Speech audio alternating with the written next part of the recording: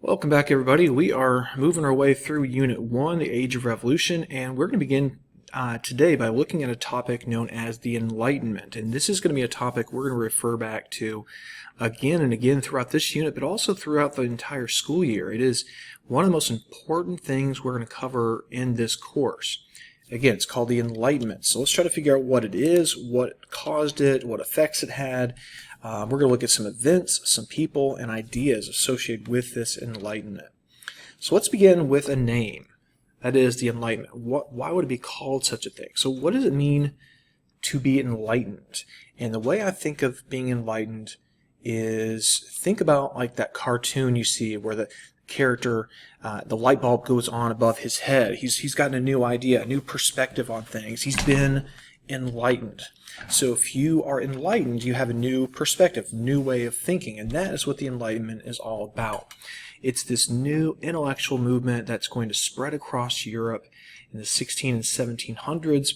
It is a movement that's going to stress reason and logic and not religion, and the power of individuals to solve problems. So in the past, most people thought of the world, at least in Europe anyways, through a lens of religion. Everything always went back to God, to the Bible, to religious teachings.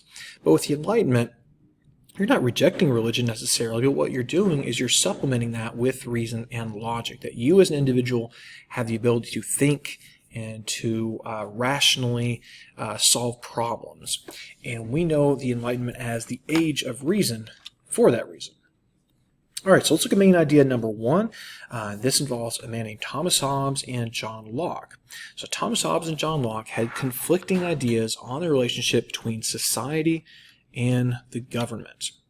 So this brings us to those conflicting views. And to jump into this topic, I thought we might ask ourselves a rhetorical question. Do you think people are naturally good or naturally bad? In other words, are they born good or born bad? And the reason I'm asking that question is that really comes to the heart of the ideas expressed in a book called The Leviathan. The Leviathan was a work by Thomas Hobbes, an English thinker. He published this in 1651, and he was a man who believed that we humans very naturally are wicked and selfish creatures, that given the opportunity between right and wrong, we'll probably choose the wrong more than the right. We'll do what's best for us. And because of that, he believed that the government should be an absolute monarchy, one that is totally powerful, one that has overall power over its people and can control them and keep them in line because, again, you are brutal and selfish and wicked, and therefore you need to be controlled. Now, the reason he chose the term Leviathan is Leviathan was a mythical sea creature. And so he believes that the king should have that same kind of impressive power. He calls this the social contract, that in government, you and I as people have to give up our freedoms to the king in exchange for safety.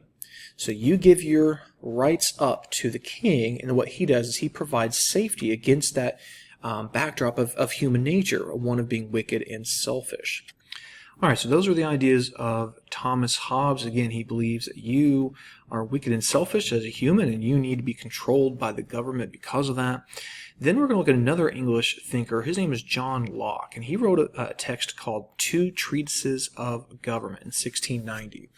And there's a lot of important things about this. The one takeaway we're going to look at right now is that John Locke had this idea that people had what he called natural rights. These are rights that you're born with, that you're not given, you have them. God is the one, he's the source of your natural rights, and every human has these. And they are life, liberty, and property. And these are rights that no government can take away. Now, furthermore, John Locke decides that because you have natural rights, and these are rights that are so important that no government gives them to you, that no government can take them away from you, they're born, they're baked in just by the fact that you're born, he believed that if your government does not protect these rights, then you have a right to overthrow that government and replace with one that does.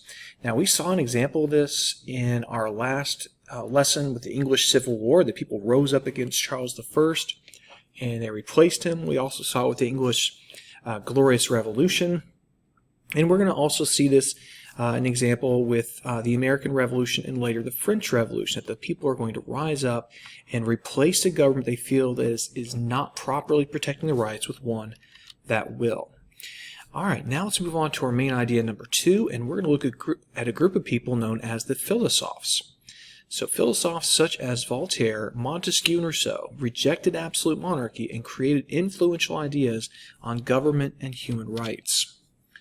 Now, philosophe is French for philosopher, and that begs the question, well, what even is a philosopher? Now, the word philosophy, if you translate that into English, it literally means lover of knowledge or love of knowledge. So philosopher is it's basically a thinker. That's what a philosopher is.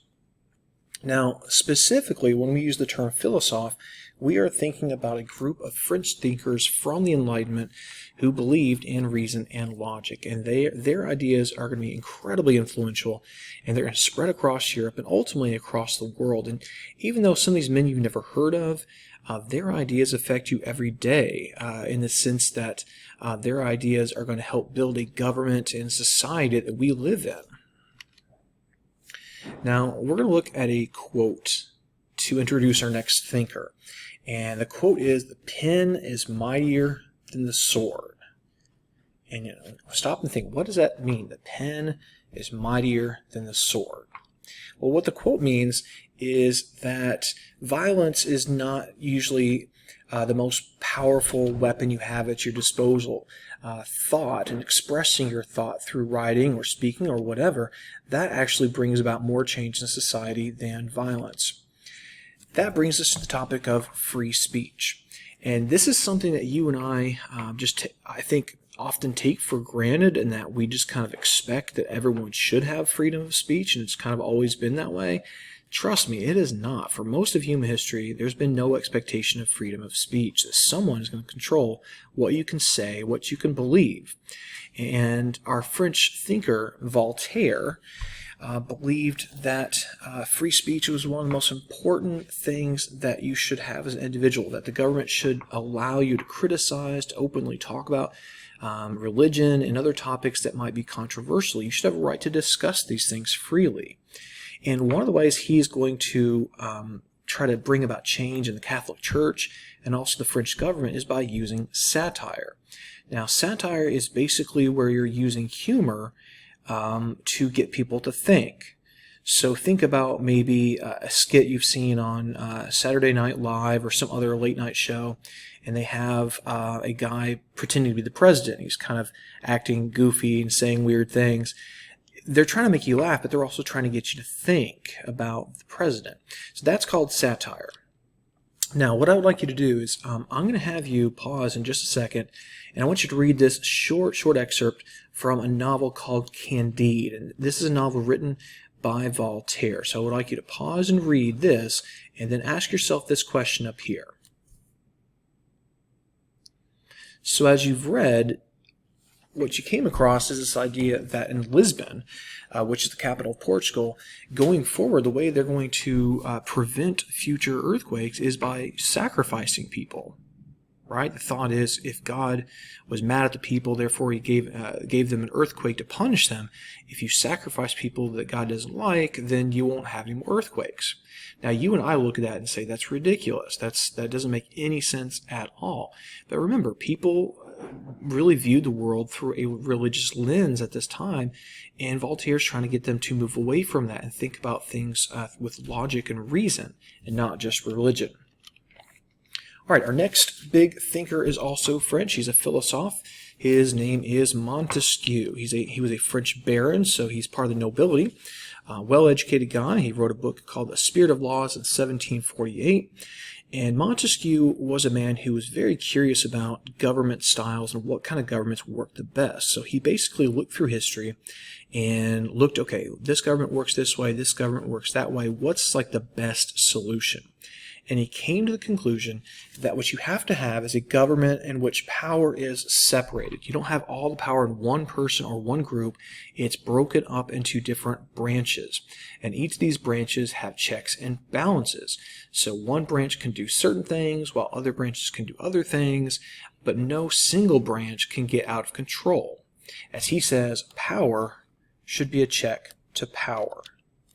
Now, when you think of that separation of powers, and you're thinking, okay, how do I remember Montesquieu as the guy who believed that? Well, one way I remember this is I think about the letter M from Montesquieu. Then I think about the 3 points on the letter M. And then I think of the 3 branches of government. That's how I remember Montesquieu. Because after all, we have a lot of thinkers we're going to cover, and they do start to run together after a little while. So anything you can do to try to remember their individual features is great. All right, our next philosopher is a guy named Jean-Jacques Rousseau. Jean-Jacques Rousseau. He wrote a book called The Social Contract in 1762. Now, we've already covered the idea of a social contract earlier with Thomas Hobbes. He believed that your social contract was you give up your rights to a king. The king gives you safety and stability. He also believed that you were wicked and selfish by nature. Rousseau's contract is very different because he believes that, in fact, we are naturally good, that given the choice between right and wrong, we'll choose right. And what happens is when we join society that we're part of, that is what corrupts us. So we're not naturally corrupted. It's society that actually corrupts us. So he believed in a different type of social contract. He believed in a government which is formed by the people, that people come together willingly, they join together to form a government, and then that government is basically guided by the people's general will. Now, when we think general will, think of something along the lines of democracy. So again, his social contract is people come together, form a government, and then that government is following our general will. That's the contract. That's the agreement between us and the government. Now, so far, we're thinking about all these philosophers, and okay, what do they all have in common? And you can think of things like, okay, ideas about government, philosophers are from France, all that stuff, but there's one thing that you might overlook because it's just so obvious. All these philosophers have one thing in common, and that's their gender. So think about the philosophers. How would they have felt about rights for women? If they're always talking about rights for men, did they also believe the same thing for women? And the answer is, well, no, they didn't.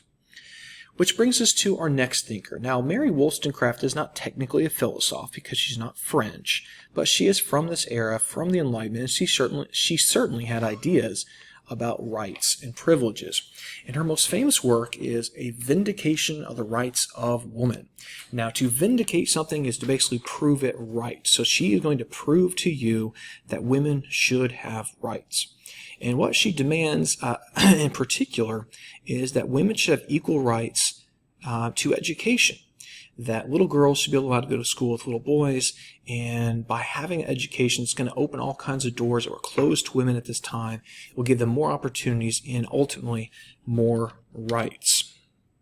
Now, her ideas are going to be influential with the literate crowd, which is typically your better educated, wealthier crowd across European society. It's not something that's going to necessarily take hold with the lower classes, because they don't have access to schooling or education or literature. But her ideas are certainly going to influence women and men in the decades and centuries to come. All right, so we have gone through quickly the big ideas and events and people of the Enlightenment. We looked at people like Thomas Hobbes, John Locke, Jean-Jacques Rousseau, Voltaire, the Baron Montesquieu, and Mary Wollstonecraft as well. So you're not going to have to know every detail of every single thinker, but you do need to know kind of the main idea from each of these thinkers.